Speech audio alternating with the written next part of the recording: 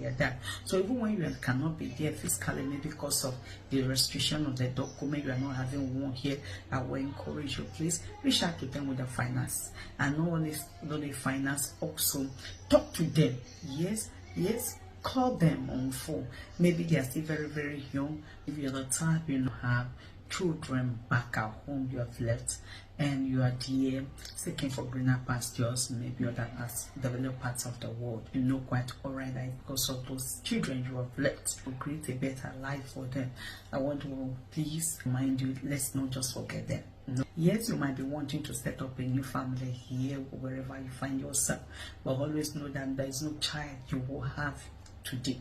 I repeat myself, there's no child you will have today that will be as to be compared to those ones you have had previously.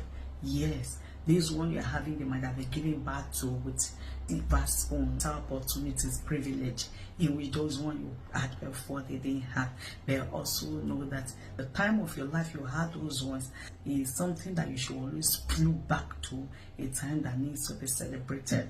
And also children, they will grow up to become something one day when you are not there physically reaching out to them. That is how they will always have you at the back of their mind. That is how that love, you know, will always be there, sharing it with you as their mom or their dad. So even when you cannot be there physically, maybe because of the restriction of the document, you are not having one here, I will encourage you, please reach out to them with the finance. And not only the finance, also talk to them.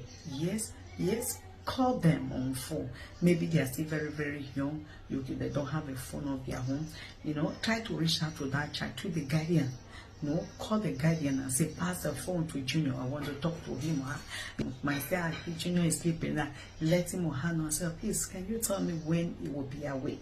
Or when he's normally around, when I can talk to him. So you see, they give you a time and make sure you call. And when you are calling, make him to know and say, Junior, it's me, mom or dad.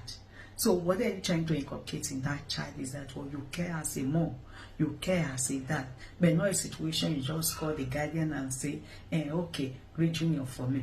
After a time, you're putting the child in a situation, make him to believe, him or her to believe that mom or dad doesn't care for me. God help you if they are with the rightful guardian.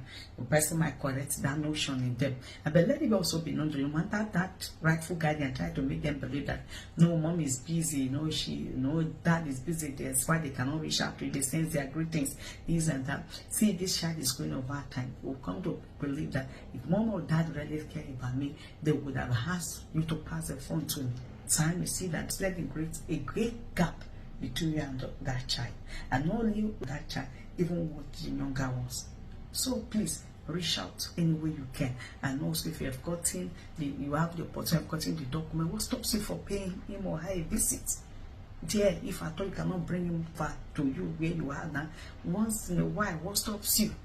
All you are trying to do is that you are building that love, that parental love between you, that parental bond between you and your child, which is very, very important.